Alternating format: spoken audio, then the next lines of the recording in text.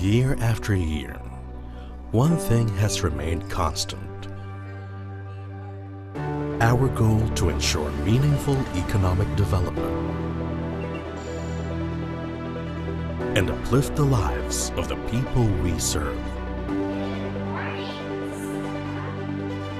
Amid the changes, we continue what we've set out to do. We believe in an enterprise that reflects our culture, our values, our core. We take inspiration from our past.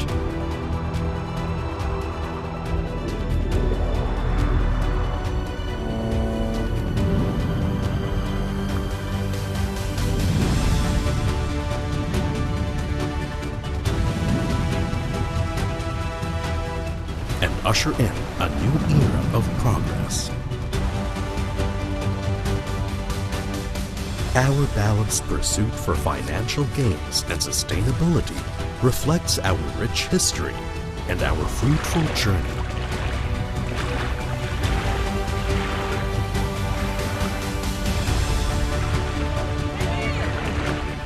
And shows our commitment to the country's future. The difference we make defines the work we do.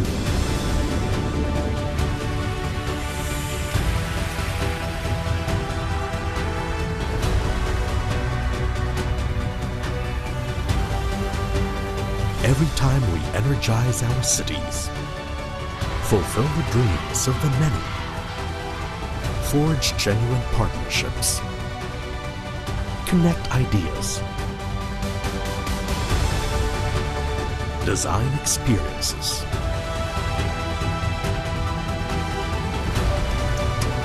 and solve our toughest challenges.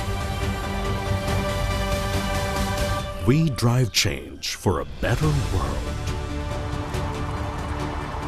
By staying rooted in our values and understanding the community's needs, we are able to create an impact that is felt beyond borders. A change that transcends generations. A legacy that will stand the test of time. And as we conquer new horizons, we look back to where it all started. From a small town in the Visayas,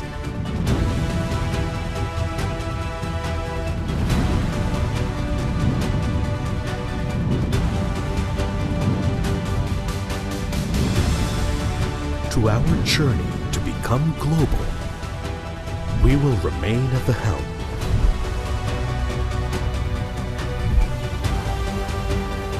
Our next century defined by how we break conventions, rethink the usual,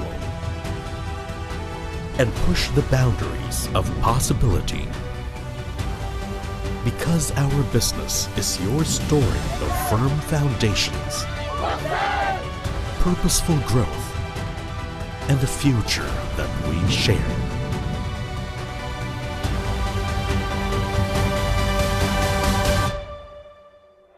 Aboitiz, 100 years of advancing business and communities.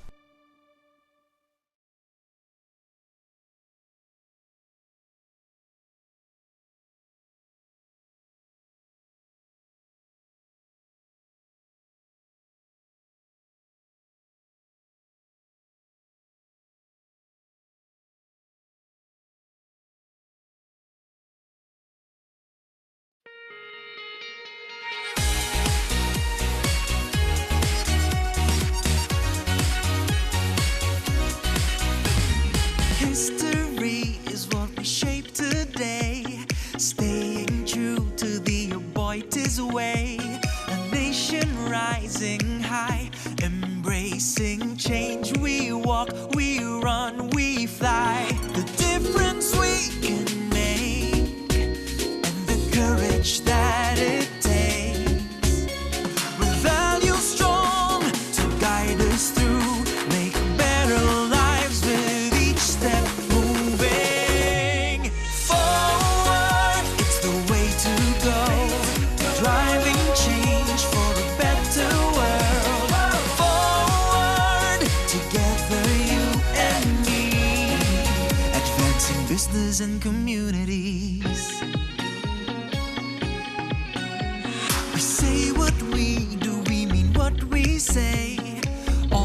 seeking out a better way, standing for what's right.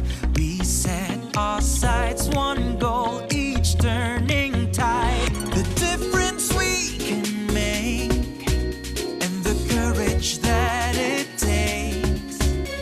We'll value strong, we'll take the lead to make better lives with each step moving forward. It's the way to go, driving change for a better world.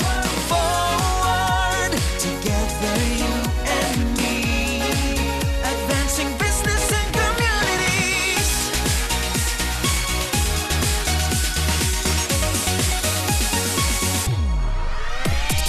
Lead on with our ABCs, driving change for a better world. Lead on, together you and me, advancing business and communities.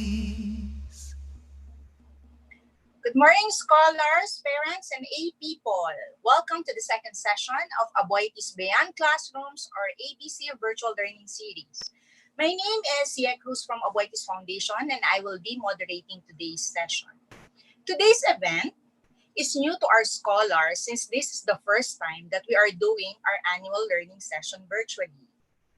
As we walk on to the of the education system, we in Aboiti's Foundation would like to equip you with the knowledge, skills, and attitudes that will help you survive and succeed in your academics and student life. We hope to keep you engaged in this discussion. So to the scholars, let us know that you are here. Please type in the comment section your name, your school, and your grade level. We also encourage everyone to interact with us. Write your questions and reactions in the comment section of the YouTube live stream. So I know you guys are very excited. So let me introduce to you our speaker. She is a registered psychologist, registered psychometrician, licensed professional teacher, and is the former president of the Philippine Guidance and Counseling Association. She is also known as a book author and speaker in the guidance and counseling field, and serves as a mental health consultant for various NGOs of FEU Manila and Makati campuses. Scholars and A people, let us all welcome Dr. Sheila Marie Sheikh Hoxon. Good morning, Doc Sheikh. Good morning, dear. Okay, magandang umaga ho sa inyong lahat. Good morning, Ma'am Ye. Good morning, Ma'am Jennifer. Of course, to Aboiti's Foundation family, and of course, scholars, magandang umaga ho sa inyong lahat. So it is with absolute honor and pleasure again to be here at Aboiti's Foundation. So are you ready, students? Okay. So I'm going to share my slide. Wait lang, ha? Sige. Okay, wait lang po.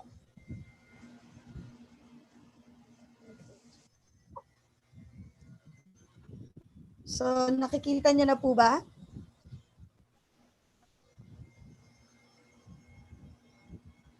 Ma'am Yan, nakikita niyo na yung slide ko?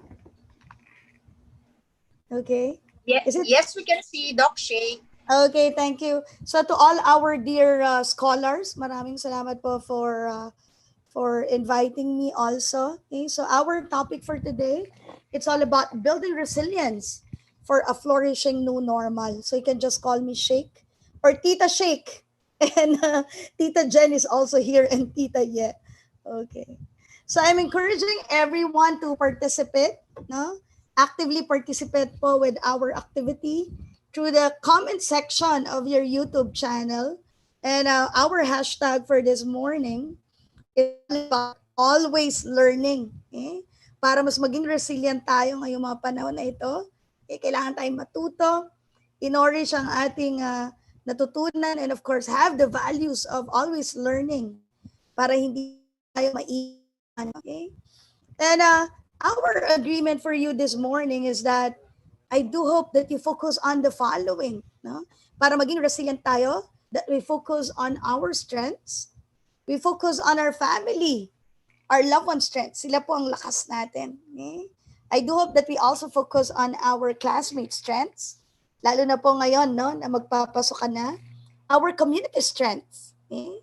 Of course, the Iboites, no, foundation strengths, na nagbibigay din po sa atin ng lakas, no, para makatawid, lalo na ngayon, ito sa ating pag-aaral. I do hope that we also nourish our strengths, and I do hope that we be grateful for our strengths. And this is our situation now. Ang nararanasan po natin is what we call the age of disruption, where everything was really disrupted. Now, from the traditional learning, tayo ngayon ay nagkakaroon na ng online learning, so beyond classroom. So meron na po tayo mga virtual meetings, just like this. We already have what we call the webinars. Okay? And because of that, this is also what we call the VUCA world. Okay? Anong ibig sabihin ng VUCA? This concept was introduced in 1987 nung ako po ay nasa HR practice pa. Okay? And nung unang panahon, medyo hindi ko po ito ma-figure out na mangyayari sa atin. But now it's really what we call the VUCA world. Okay? Wherein everything was volatile. Ibig sabihin po, everything was really so fast. No? And kahapon, may lindol pa sa ulit. No? And then, everything was uncertain. Di natin alam kung kailan po ito matatapos. And C, everything was complex. No? So, ibig sabihin, pag complex, napakalaki po talaga ng dinulot na problema na ito. No? Physical, no? Illnesses, nawala ng trabaho ang pamilya. Okay? And of course, now, meron na po tayong mga online learning. And of course, pag hindi po natin na-build ang ating resilience, rooted from our strength of the mind, heart, body, and values, pwede po talaga tayong maging ambiguous. No? Malabo ang mga magiging mangyayari and everything will be fragile. So for us to be agile, no? Importante talaga na magkaroon tayo ng learning agility, magkaroon tayo ng learning humility, we have to be fast, no? We have to go for speed and depth, okay, of our vision. So we are thankful to Unila to Aboitiz Foundation for the vision that they are giving us now. Okay? Binibigyan po nila tayo ng compass and direction for us to have to understand what is happening, and for us to also have what they call our purpose, be clear with our purpose as a scholar, as the sons and daughters of your family, and of course, as a Filipino citizen. And if we have the vision, the understanding, and the clarity, we will definitely be agile, no? At makaka-adapt tayo, at tayo ay magiging resilient. The ability to bounce back after a difficulty. Kasi, ang pagiging fragile, pag hindi naging agile, ay ito'y magiging lockdown na pwede tayong maging na pwedeng maging breakdown. No? Breakdown from the mind, the heart, the body, and the values. Kaya importanteng maiwasan ito. And let us always remember that in social psychology, that the kind of environment that we have influence the type of behavior of the people. Okay? So ang ating mundo ay pwede talaga, no, na makapag-down sa atin. Okay? And the environment that we have is what we call pwede, no? Pag nakakaranas talaga ng problema ang pamilya, pwede rin talaga tayo maapektuhan. No? Pag nagkakaroon ng problema si mami at si daddy, lalo na ngayon mga financial, nagkakaroon ng away. Of course, our school was also disrupted. No? So pag hindi talaga handa ang ating mga eskwelahan, it can also affect us. No? And this is our environment. Our technology, pag hindi stable. No? Of course, our globalization, this pandemic, and other negative experiences prior to this and that are happening now also. Okay? This environment can definitely affect the thoughts, the feelings, the belief, the feelings, the behavior, the attitude. No? So pag tayo naapektuhan ng gantong mga pangyayari ng ating pamilya, eskwelahan, environment, the pandemic, it can affect, no? And we will have the what? Okay? Magiging maapektuhan po ang ating mind, ang ating paniniwala, ang ating feelings, ang ating galaw, our attitude, and even our psychological well-being. Because our attitude is also what? If you want to have a great attitude, have a great mind, growing mindset, growing feelings, and growing behavior, if you want to be psychologically well, positive mind, positive feelings, and also positive behavior and values. Okay? Okay lang naman minsan maging negative, pero importante pag naging negative ka, dapat aangat ka. Okay? So that is being fragile, no? And importante pag umangat ka, well-being, healthy physical, healthy mental, emotional, family, social, and of course, no, sa mga naniniwala sa Diyos, it can also be spiritual. And that is what we call healthy psychological well-being. In the Harvard, no, framework of wellness, meron din po tayo, no, from physical, emotional, it can also be relational, vocational, no? Ano ba yung magiging career nyo after the strands that you have from grades 11 and 12? Sigurado na ba kayo ano magiging program niyo in college? When you enter into a college or a university, it can also make or break you. Your intellect, no? Your preparation, of course, the environment. Okay? In the in the model of Nina Hersher, no? Importante na hindi lang laging mental, physical, relational. Pero nadagdag dito yung tinatawag na digital citizenship and digital literacy because we are now on the digital age, no? And if you want to flourish para maiwasan at maging matatag in this online learning, okay, in this pandemic, importante that we know how to secure our privacy and security kasi nagiging cause din to ng mga abuses and violence.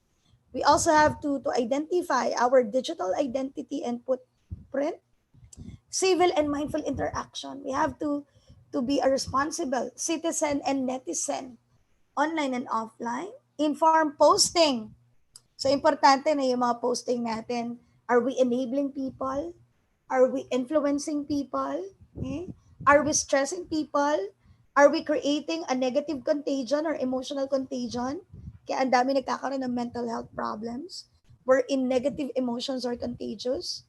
So it's very important, no? Responsible netizen and of course citizen. And of course tech literacy. Mag-aral ng different applications that can supplement our online learning. So, this is what they call the mental health spectrum. So, para tayo mag-flourish, no, at ma-prevent ang maladjustments and stress and mental health concerns, importante na we flourish, no? So, ano yan? Learning agility, ano pa? Flexibility, grit, mental toughness, and of course, growing mindset, healthy mind, heart, body, and values. So ang tanong ko ngayon, tingnan nga natin sa chat section or comment section, what is the most important aspect of your wellness in order for us to be resilient and in order for us to flourish in this new normal? Okay? Tingnan nga natin guys, pwede ba tayong mag-actively participate sa ating chat box? Yeah? Kung ano ang ating most important aspect of our wellness, which can be a source of our strength. Ayan. Sabi ni Maribeth, no? I like Mike's VUCA, vision, understanding, clarity, and agility. Yan. Okay? Very important, agility can definitely be one of your most important aspect of wellness. No? At saan ang agility? It can be flexibility, no? Physical. It can be flexibility of the mind, no? Yeah, mental stability. Very important, no? Na hindi to masyadong nag-worry para hindi tayo magkakaroon ng anxiety. Okay? Yeah, sabi ni Cyril Angala, mental health is the most important. Okay? Yan. Sabi rin ni Amelia, okay, mental health. Sabi ni Kaiseline, spiritual. Okay? So I respect if you don't have any spirituality,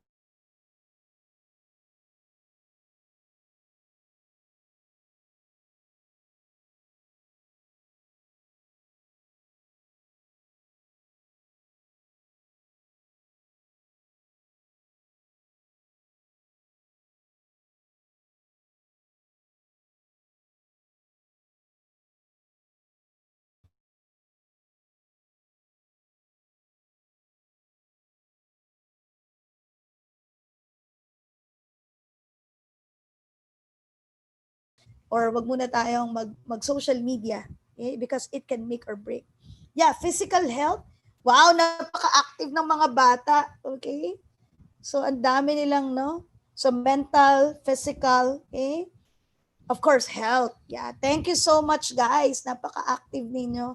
Nakakatuwa ang mga Aboitiz scholars. And this is the anchor of the webinar. So pakikilala ko sa inyo si Dr. Aaron Beck, no, from the Cognitive Behavior Model, and si Dr. Judith Beck. Okay, sila po ay mag-ama, no? And Dr. Aaron is a well-known psychiatrist from the University of Pennsylvania.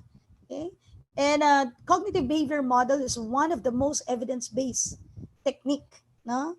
Para po sa well-being, promotion, prevention, and intervention. Okay? And siya po ay isa sa idol ng mga psychologists. And ito po siya, no? He is now blessed and 99 years old and very sharp. And he trained us in the in Pennsylvania at the Beck's Institute. At ito po ang kanyang anak, Judith Beck. Okay? And of course, this is Dr. Hinman, who trained us from the Philippine Guidance and Counseling Association. So we are blessed to learn from the cognitive behavior model. At ito po ang ituturo ko sa inyo. Okay? So we are guidance directors and psychologists from different schools and different clinics. No, yeah, me, I came from UST and FEU. Okay? And then ma'am is from St. Paul, retired, now in FEU. Dr. Caligner is from Ateneo. Dr. Aida is from PNU. Dr. Ma'am Annabelle is from UP. Okay? So all of us from different schools. Father RC is from LaSalle. Okay? And Ma'am Evangeline is from Siliman. Okay? And we brought them here in the University of the Philippines to train also 300 psychologists and counselors in the country to advocate for this evidence-based technique. Because it's very important that you go for evidence-based technique.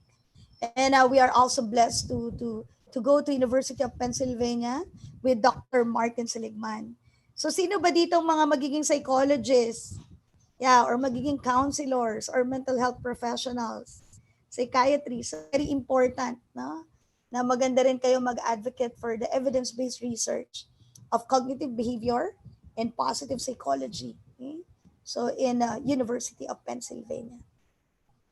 And in the University of Pennsylvania, they have 25 years of resilience research, no? And it is really evidence-based. And pag meron po tayong resilience, importante na pag-aralan ba dito yung effectivity. So the decrease of mental health concerns. Pag nagkakaroon din ng decrease ng mental health concerns, nagkakaroon din ng decrease of mental health problems and conduct problems, and nalilesen ng hopelessness, and it can increase well-being and even values of the person, even classroom engagement, online and offline. Okay? So it will create a lot of psychological capital of optimism, a lot of psychological capital of hope, okay, gratitude, okay, and of course resilience. Sabi ni Maisel, gusto niya daw mag-psychology. Yan. Yan, si Jimboy din, Batoon. Yeah, okay? Exciting ang psychology and counseling. So in the positive psychology, there's what you call the strengths-based approach. And importante, as we go for our cognition, as we go for our feelings and behavior and values, importante din that we nourish our individual strength. Ano ba yung mga personal qualities mo na lakas mo? Gwapo ka ba? Maganda ka ba? Okay? Anong mga abilities mo? Magaling ka ba sa digital marketing, sa technology, sa math? Ano yung mga individual strengths and talents and skills ninyo? Ano ba yung mga interests and aspirations nyo? Which can be your strengths? And saan kayo humuhugot ng lakas in your environmental strengths? Pamilya nyo ba? Your friends? Your school? Siyempre, isa sa lakas nyo, Aboitiz Foundation na nagbibigay sa inyo ng suporta para makapag-aral. That will create a lot of better opportunities as you graduate. Okay? So, this strengths, if you will combine it, magkakaroon kayo ng ano, magkakaroon kayo ng superpower of strengths wherein it can definitely affect a better quality of life and personal accomplishments. And of course, you will also have recovery of power and social integration in the 8 inseparable areas of your life. It can be on daily living, in your finances, no? Social recreation, work. Sabi ni Blas, si crush din daw sa environmental strength niya. Okay? And of course, overall health, sexuality, and of course, spirituality. Okay? And sabi dito, if you go for a strengths-based approach, you can what? Reach your fullest potentials. It can also what? Provide your capacities, be aware, no, of your rights, your quirks, your indifferences, and even your similarities. And ginagamit din ito for intervention sa mga at-risk according to Dr. Kevin Powell. And sinasabi rin dito that instead of being problem-focused, lalo na may pandemya, tututo ka pa sa negative, in order for you to be resilient, I do hope that you build your strengths. You build your gifts, no? Your capacities, your blessings. No? I do hope that these strengths can also provide you long-term impact. It can be also on prevention rather than remediation. It is also involving proactive planning and can definitely provide you and build and sustain strengths.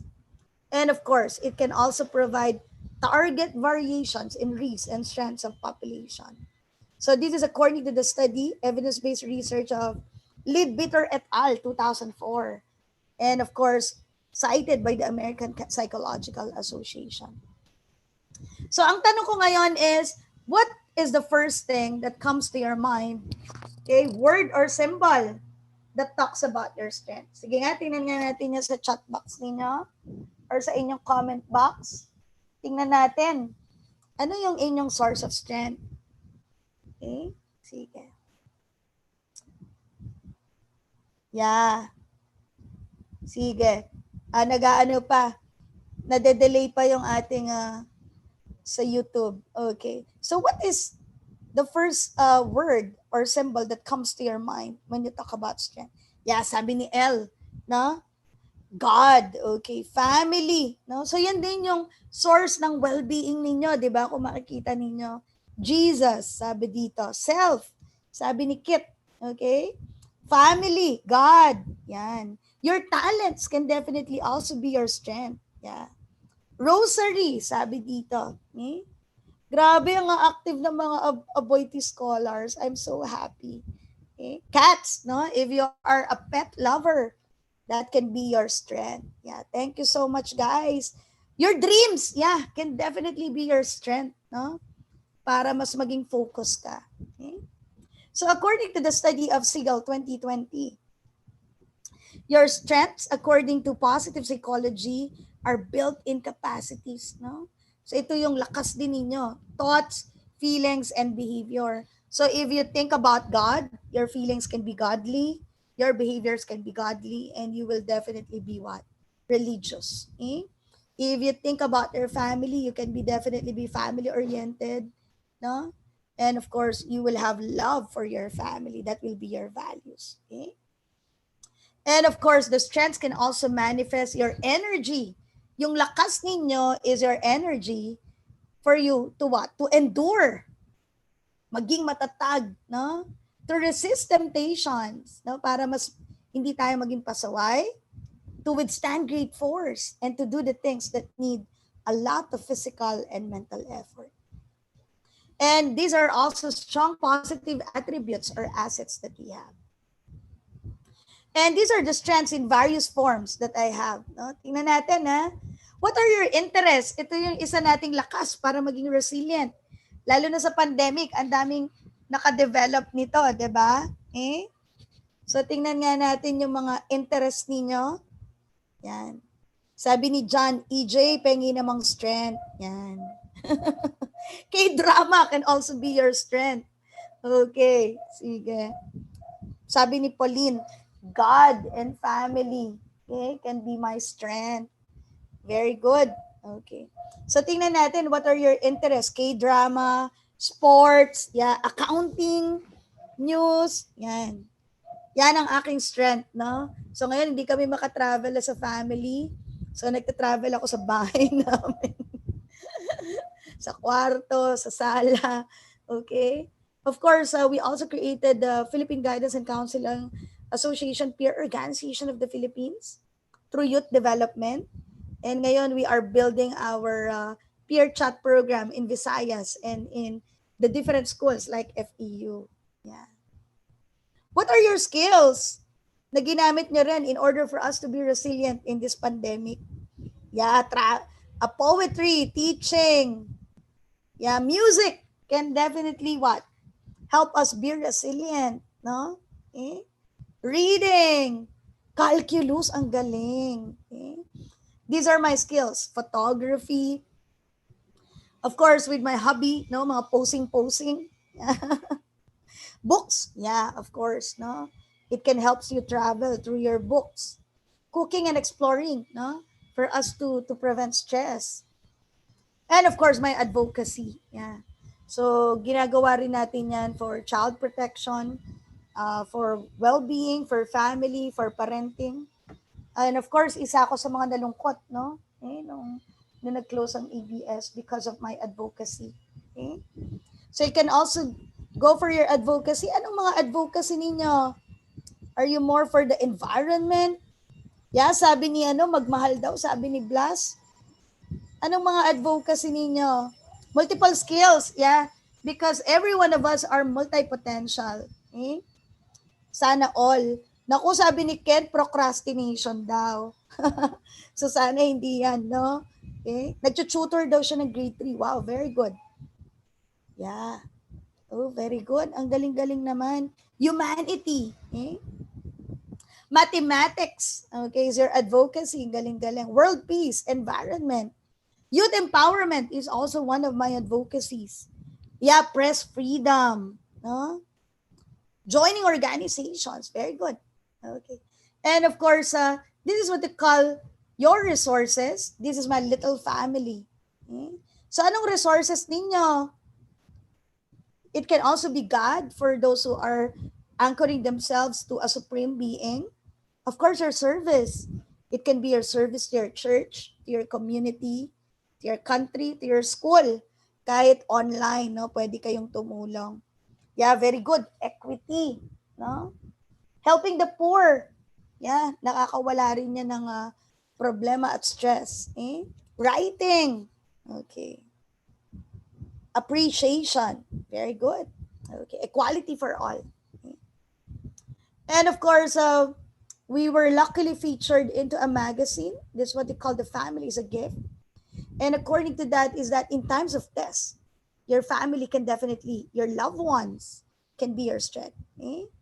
And of course, according to Pope Francis, that the strength of the family and your loved ones lies in its capacity to love and to teach how to love. No? So your values can also be your strength in times of resilience in times of pandemic. Okay? And ano yung mga values ninyo? Tingnan nga natin. Ano yung mga values ninyo na nagbigay sa inyo ng strength for you to be resilient in times of pandemic? Me, I'm more into gratitude, no? So I'm really thankful for all the blessings that I have from the simplest, the air that we breathe, the water that we drink, no? Okay? The free light that we have. Okay? Of course, to survive in this pandemic. Ano pa? Humility. Okay? Pagkakaroon ng pakumbaba, no? Pagpapakumbaba that you are not in control. Okay? Optimism, you really have to be positive, no? Pero wag naman sobra. Eh? May mga times din naman talaga na pwedeng malungkot. But of course, you have to bounce back with it, so that you will learn from it.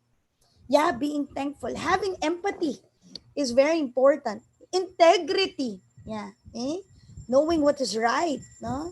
And having the discipline. Galing. Altruism. Importante yan. Be a giver. Be a generous. Lalo na sa mga panahong ito. And I do hope that in order for us to be resilient, we have to discover our talents, and soar high. A natural way of thinking, feeling, and behaving. That is your talent. That can be your source of resilience, your cognition. And you multiply it with investment, no? Purposeful effort to practice, develop, and build your strengths. So, pag minultiply mo yung natural way of thinking, feeling, and behaving, that is definitely, no, worth emanating, and you have the intention and purpose for that, and your focus, no, you will have definitely a strength, the ability to constantly provide near perfect performance. And one of the strengths that we also have to nourish is digital foundation, no? That can also what? Protect us from personal information and data, for us to protect from abuses and violence, digital wellness, no? Na dapat hindi tayo ma-addict sa technology, healthy screen time, no? Digital engagement, okay? Very important that we be inclusive and go for safe applications. And of course, very important, digital empowerment. Use your digital your applications and your social media to inspire, to enable, no? And not to put your rants, kasi magkakaroon ng mga negativities and emotional contagion. Very important then to create digital opportunities. Mag-aral tayo na mag-aral para baka pwede in the future magamit natin ito, okay, for our career and vocation. So very important also is to be able to be resilient, awareness of your thoughts, feelings, and behavior. Okay? So this is what they call the elevator incident. Okay? Kunyari, ako yung babaeng ito, and for example, kuha ko ng pangalan si Jimboy kunyari ito. Okay? Si Jimboy itong guy na ito. Okay? So for example, Jimboy, I step on your foot, si Jimboy Batoon, I step on your foot, okay? What will be your reaction kung natapakan kita and then di ako nag-sorry sa'yo? Okay? So the situation is, natapakan kita at hindi ako nag-sorry kay Jimboy, okay? What will be your thought? Pwede nga maisip mo sa akin is, ang maldita naman ng babaeng ito. Okay? And what will be your behavior, your belief? Itong babaeng ito ay bad person. Okay? Kasi tinapakan niya ako, tapos hindi siya nag-sorry. And pag hindi ako nag-sorry, no, at naisip mo yon, what will be your feelings? Magiging negative ang feelings ko. Okay? Mababad trip ako, magagalit ako sa'yo, and what will be your behavior? Definitely irritated ako, no? And magbe-behave ako negatively with the people around me, my family, my office mates, my online work, no? And of course, physical reaction. Okay? Pwede ako mag-avoid ng work. And then of course, pwede ako magkaroon ng sakit ng ulo, sakit ng katawan. Okay?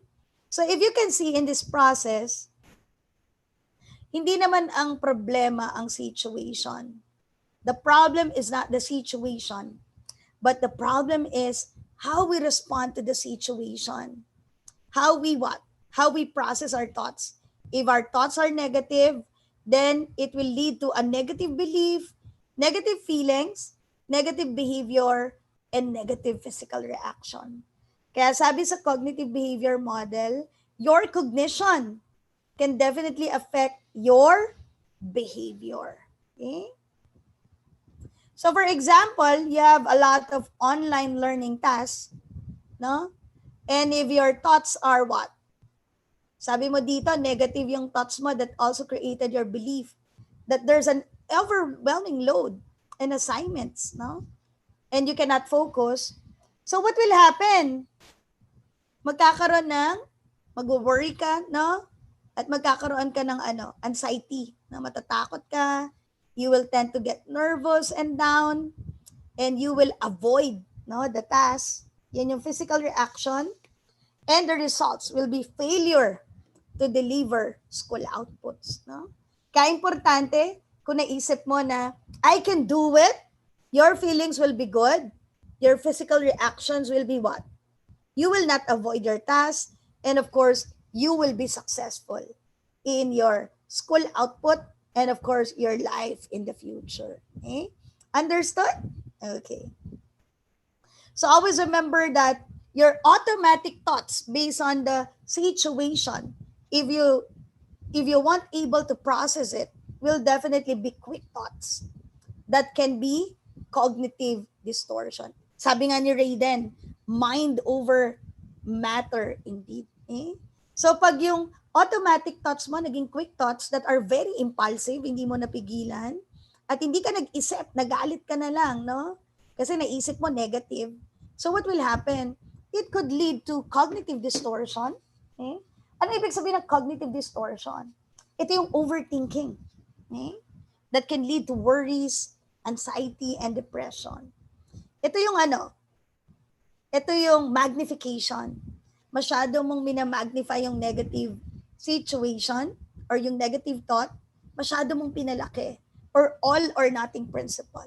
So my assignment with you scholars, aralin nyo kung ano yung mga different cognitive distortions. You can Google it and makikita nyo na ito yung mga dapat yung iwasan. Para hindi maging miserable ang inyong life and you will be resilient, especially as you go for your schooling and your successful future. So why do we distort reality? Because everyone does. Everyone is guilty about it because our mind has a tendency to be impulsive. Kaya importante that you know how to handle and process it so that you can have a better feeling, a better behavior, better result, and you will be resilient and you will prevent mental health problems. So these are some of the helpless core beliefs na dapat nating iwasan para hindi tayo magkaroon ng anxiety disorder and of course, depression and other mental health problems. So ito yon, I am incompetent, I am weak, I am out of control, I am a failure. So remove this one, no? And replace it with I am competent, I am strong, I am in control of my mind. I am a winner, no? So ano yung mga negative thoughts ninyo? Lagay nyo nga dito and make it into positive thoughts. Yeah, I am cute. Ang galing ni Vince. Okay. Noted po, sabi ni Darlene. Yeah, so tanggalin natin yung mga yan, no? Of course, tanggalin din natin yung mga unlovable core beliefs natin. Sabihin natin, I am love.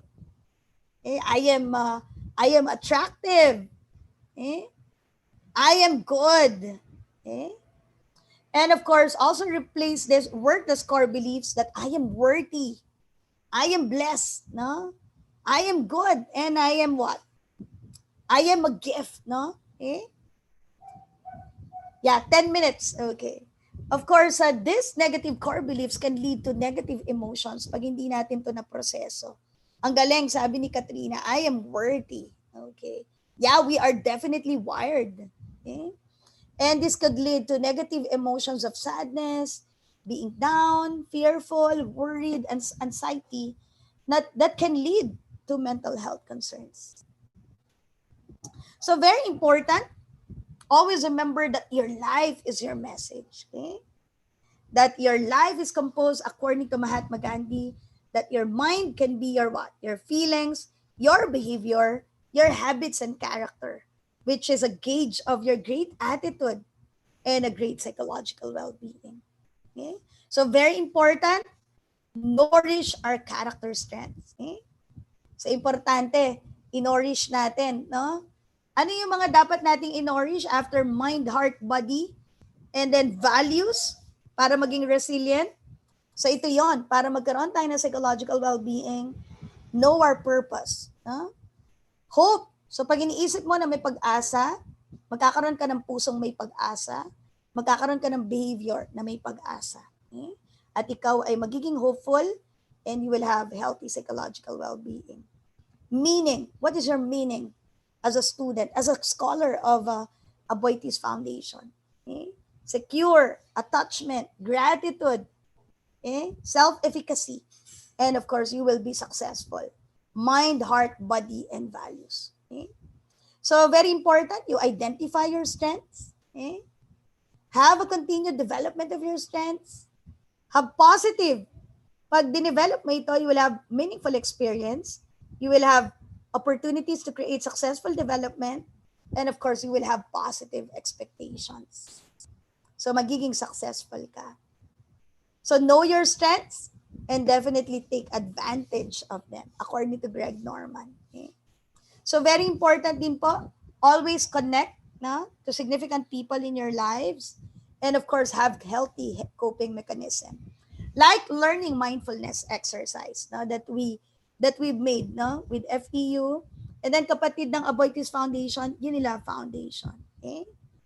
So if you want to have this free toolkit, okay, just like this, you can also message us at Heads Up PH for this free toolkit that we are giving.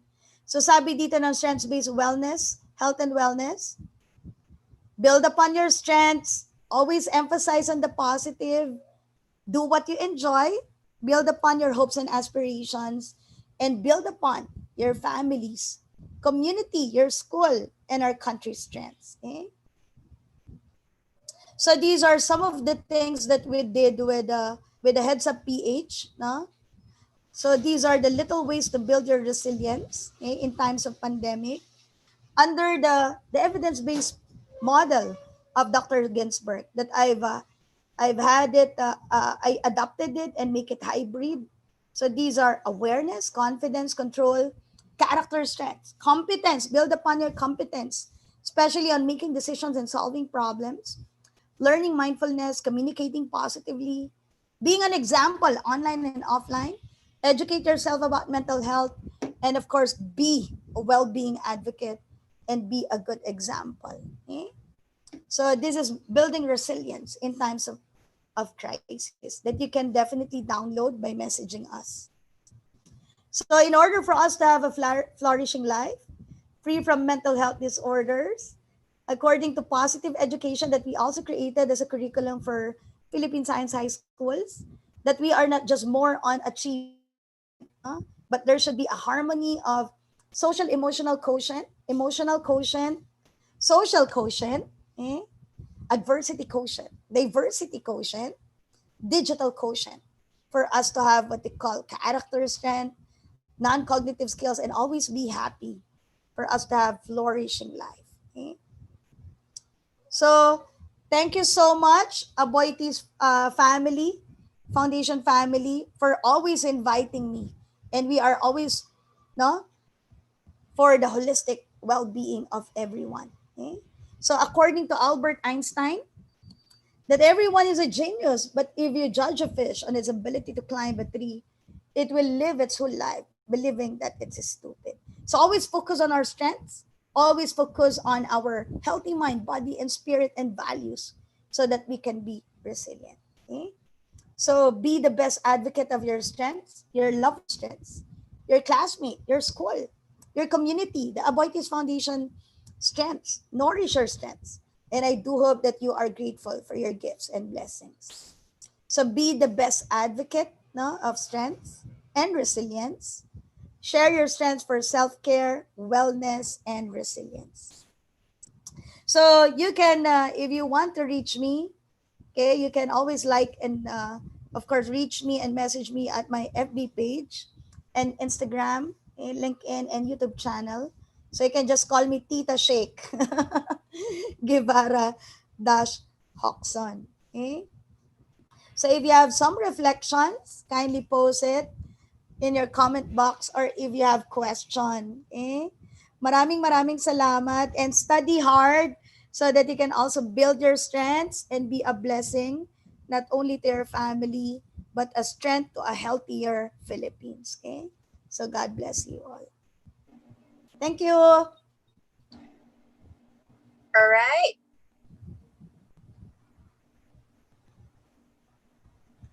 Thank you, dear. So thank you, Doc Shake, Yeah. for a very insightful session. Maraming salamat. Nakikinig talaga at nakatutok yung ating mga scholars. No? Grabe, napaka-active nila. As in, nakakatuwa. Yes, Doc Shake. So scholars, pasalamatan natin si Doc Shake. Let's give her a thumbs up or heart emoji in the comment section.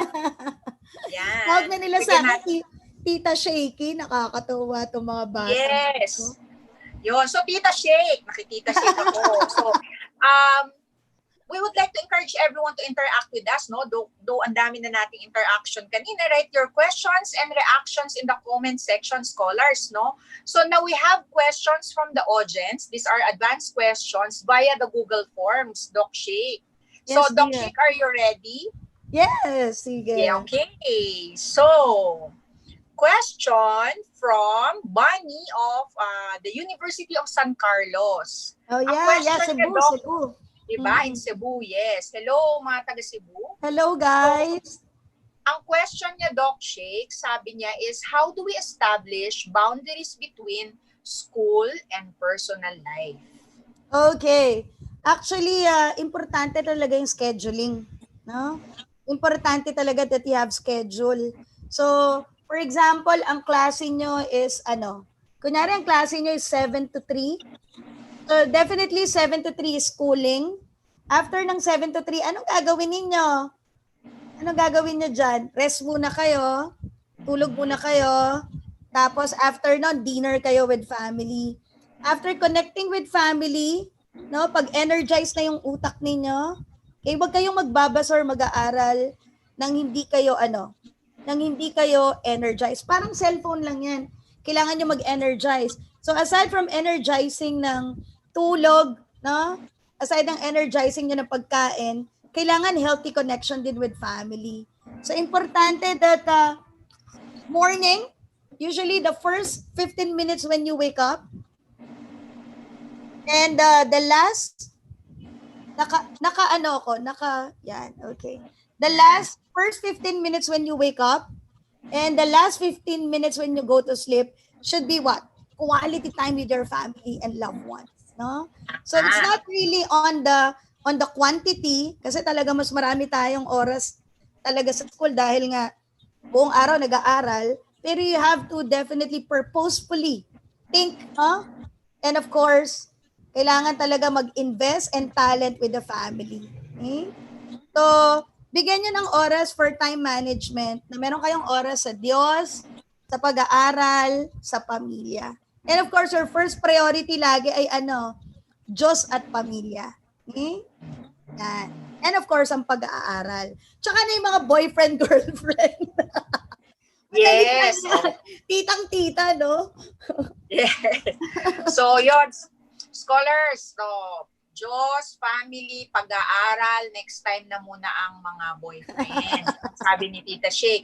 So, Tita Shake, from Tiffany of Cebu Roosevelt Memorial Colleges, sabi niya, how does building resilience during the new normal differ from building resilience before? Why is it essential to build and develop resilience now more than ever? Yeah, okay. Because what happened to us was really unprecedented. And ito ay hindi normal. So this is really an abnormal situation. And in-explain ko kanina na ang environment natin, pag uncertain, pag VUCA, mas lalo itong nakaka-tense, no, kesa sa normal na nangyayari sa atin. Kasi hindi tayo sanay and we are somewhat maladjusting. Kaya yung ginamit ko kanina is cognitive behavior and strengths-based kasi mas lalo nating tutukan yung lakas kesa sa kahinaan natin. Kasi pag tumutok pa tayo sa kahinaan natin, tas abnormal yung situation, mas lalo tayong manghihina. So because of the situation that we have, everyone was affected, no? So mas dagdagan natin. Okay? Kasi this is definitely unprecedented. Mas kakaiba. Okay? So, yon. Okay. So, another question, Doc Shake, from Joseph Espinas of PUP Senior High School. Oh, yeah. Sabi niya, so what way could we avoid or cope up with mental exhaustion? So, what are the ways now? Anong specific mental exhaustion niya? Yung bang sobrang basa ba yan? Okay, sobrang, oo. Kasi usually kung sobrang basa ka, usually you have to have a health break after an hour. Kaya yung kanina yung sinasabi ko, yung mindfulness, ginagamit din niya ng mga employees sa Google. And some of the schools now, no, I trained LaSalle, yung mga bata ng LaSalle, Poveda, okay, Xavier, okay, and Ika. One of their healthy breaks now is mindfulness in the morning para mas energized, no? Para Di ba pag negative yung utak mo, pagising mo sa umaga, kunyari, sigaw na sigaw si mommy or si daddy. So, importante na nagma-mindfulness ka or yoga or other healthy habits. Journaling can be one, exercise can be one. It's up to you, depending on your healthy interest. All right. So, Doc Shake from Mary Joy of Santa Elena High School, can Yeah. you give tips on how to be confident? How can we stop overthinking? Yan. Okay. If you want to be confident, no, tanongin mo lagi yung sarili mo in the morning, what makes you beautiful? Eh? What do you expect? Yeah, wag masyadong titingnan kung ano yung mali, no? Wag mo titingnan may pimple ka, no? But what makes you beautiful? Eh? Ano pa? Self-esteem exercise, no? Tingnan mo in a week, ano yung mga magandang nagawa mo? Okay? Gratitude box and gratitude journal for 30 days can also make life, no, beautiful. Engage into humble game. Kunyari, alam mo ba yung humble game? Kunyari, imagine, no, in a miracle question, kunyari, nagka-cancer ka. Eh? And one day, tinanggal ni Lord yung cancer mo. Okay? What made you grateful about it? And you can see the beauty of everything. Okay? Marami pang pwedeng activities. But gratitude activities can definitely help you. So, gratitude activity. So, in the morning, I am beautiful. Ganyan. I am Yes. wonderful. Ganyan. So, from Ring daw, of Karkar Central National High School, diba, from Cebu, sabi niya, good morning, Doc. This is my question. What Yeah. aspect in our life that requires the most mental toughness? Mental toughness, yung negativity ng worries. No? So, para maging mentally tough ka, katulad kanina, yun din kasi yung root na tinatanggal namin pag mga psychotherapy namin eh. Tinatanggal namin yung negative core beliefs because that is the root of all of all miseries. Okay? So, tanggalin niyo yung negative thoughts niyo. Katulad kanina, yung helpless core beliefs, yung mga hindi niyo kaya, yung sa self, yung pagiging worthless. Okay? Yeah. Alright. So, think positive thoughts daw. Ring. Ganyan. And iwasan yung negative thoughts. Yan. So, from Jo Jire of the University of San Carlos in Cebu, Tita Shake. Tita na talaga. Our class will be next week na. So, with all the things that are happening in the world today, what can you advise for us to remain optimistic, especially with the problems we will probably encounter in this new normal, which is the online classes? Oo. Ako, ang pinakamaganda dito is really have to prepare your mind, no? Na yung first week talaga will definitely be adjustment, no? So, wag tayo masyadong nega na chaotic ang mangyayari. Okay? But if we are prepared for it, and then ginawa mo yung dapat mong gawin, and of course, through the support, no? Not only of your individual strengths, but through the support of your family, no? Makakayanan mo ito. Okay? Kasi hindi mo talaga pwedeng kayanin because a human being is always a social being. You cannot live alone in this world talaga. That's really a cliche, pero you really need the support of your loved ones, the support of your teachers, the support of your classmates para makayanan ito. So, importante, growing mindset. No? Bukas na pag-iisip at hindi saradong utak na itong online learning ay palpak. No? Hindi ganon. Okay? But growing mindset that this is a great opportunity, no, for me to learn more, be digitally literate, no, be advanced, no, mas tingnan natin yung positibo, wag yung mga negativities. Alright, so growing mindset, scholars, no? So this is going to be our last question, Doc Shake, from Clarissa of the University of the Philippines. Sabi niya, I have a friend who is suffering from depression because of her family and her current education during this pandemic. Sabi niya, as a friend, is it challenging for me? It is challenging for me to comfort her because it is a family problem and a very sensitive topic. Do you have any tips on how to handle and to help my friend? Yeah, okay. Thank you, dear. Actually, you can only do so much as a friend, no? And very important talaga makinig. Pero kung hindi mo yan nire-refer sa tamang expert, hindi ka pwede kasi makinig na makinig forever. That's why it's very important that you also know how you also know how to know your limits, and of course be humble enough to refer them to really experts. Kasi there are really times na kailangan talaga nila ng psychotherapy at hindi pwedeng talk therapy lang at listening. Okay? So, it is important to go for referral system. Mm-mm. Yan, nasagot ko ba? Alright. And yon. Yes. Oo. So, seek help, no? Seek help. Oo, Yon. Ang kasi sabi ni ikaw din ang maiistorbo everyday kung hindi mo talaga ire-refer yan. Tapos pag high risk, always remember, you have to refer them to significant people in their lives. In terms of life and death situation, huwag kang mahiyang i-open up yan sa parents nila na hindi nila source of stress. Kasi kunyari incest yan. Definitely hindi parents yan, no? Dapat tingnan mo, Yes. sino ang anchor niya? Tita niya ba? Ninong niya ba or ninang niya that can help? Kasi kung incest yan, tas i-refer niyo ulit siya sa tatay niya na nang-rape sa kanya, hindi pwede yun. No? So, someone that can anchor them. Not always the family. Kasi pwedeng katulad ng sinasabi mo, family can be the number one stress. So, tanong mo, sino kayang pwedeng mag-anchor sa kanya? Okay? So, definitely, there are relatives that you can inform para hindi laging nasa kamay mo yung risk. Alright. Alright. So that is the end of our question. So yung mga hindi natin nasasagot because we have limited time, we will just answer it and send it to you directly, scholars. So thank you very much for your time, Doc Shake. No? So any last words? Yes, so any last word for our scholars? Ako, Before we sa mga scholars natin is that always remember na huwag kayong masyadong maging grade conscious. No? It's not really only on intelligence. Katulad na sinasabi ng positive education, importante na hindi lang puro IQ, emotional quotient, yung values nyo as a scholar. Ano pa? Adversity quotient. No? Yung maging matatag kayo na pag nagkamali kayo, hindi perfect yung grade nyo, madedepress na kayo. Okay?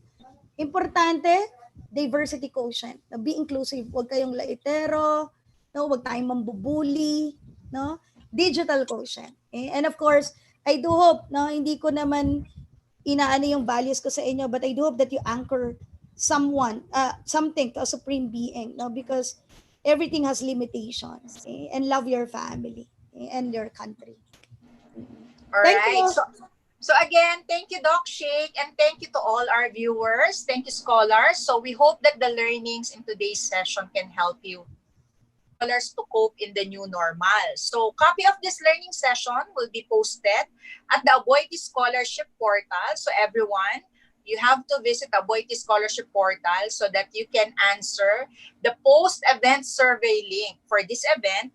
And the link will also be posted in the Scholars Facebook group after the live stream. So that ends our today's session. Have a great day, everyone. Stay safe. One Aboitis. Thank you, guys. Thank you.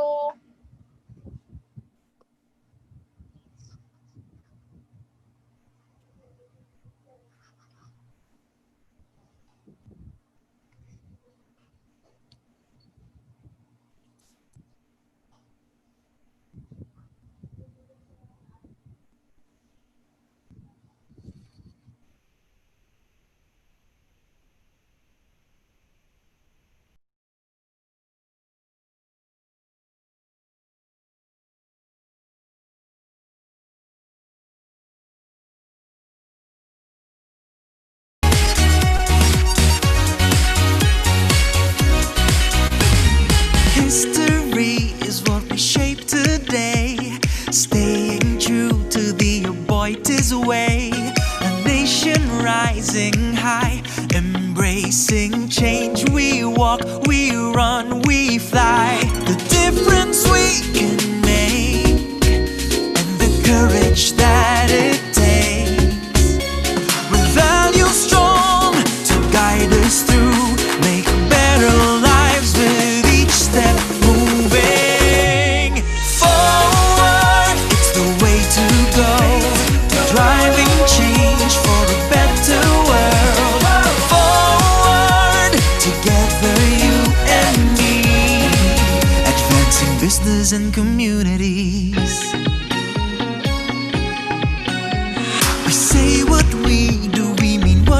say, always seeking out a better way, standing for what's right.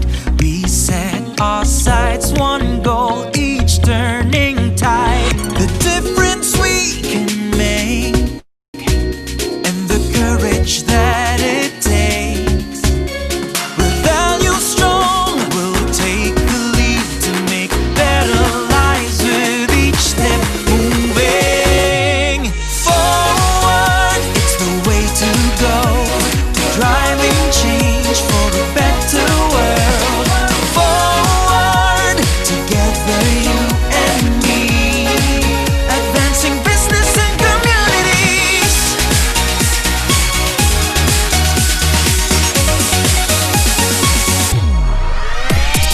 Lead on with our ABC.